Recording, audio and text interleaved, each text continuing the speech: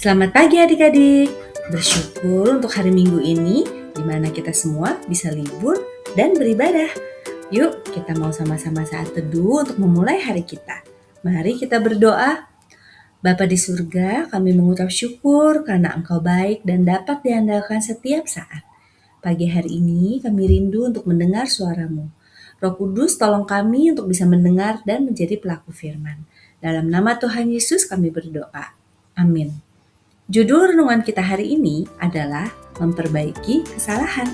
Ayat hafalannya diambil dari Lukas 19 ayat 8. Tetapi Zakeus berdiri dan berkata kepada Tuhan, Tuhan, setengah dari milikku akan kuberikan kepada orang miskin, dan sekiranya ada sesuatu yang kuperas dari seseorang, akan kukembalikan 4 kali lipat.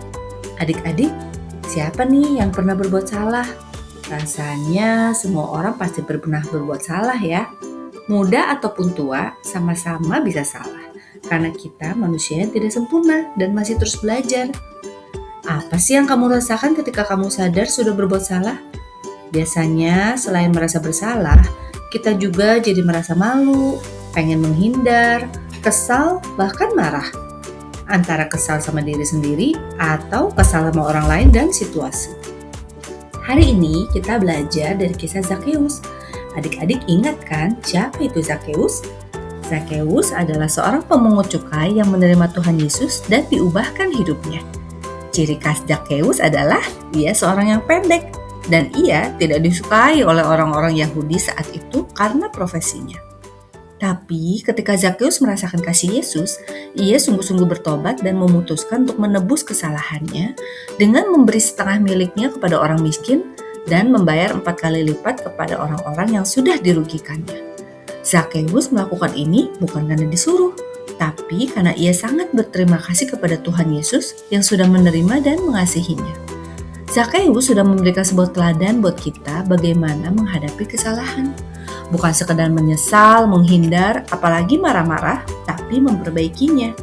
Tahu nggak adik-adik, kebanyakan kita sebenarnya mudah memaafkan orang yang bersalah, tapi yang sulit itu adalah ketika harus menghadapi orang yang udah salah, nggak mau ngaku lagi, terus nggak mau minta maaf, apalagi memperbaikinya. Biasanya kita jadi jauh lebih kesal ya ketika itu terjadi. Karena itu, mari kita mengembangkan sikap untuk menjadi orang yang mau mengakui dan memperbaiki kesalahan. Dengan begitu, kita tetap bisa menjadi orang yang dapat diandalkan. Mari kita berdoa.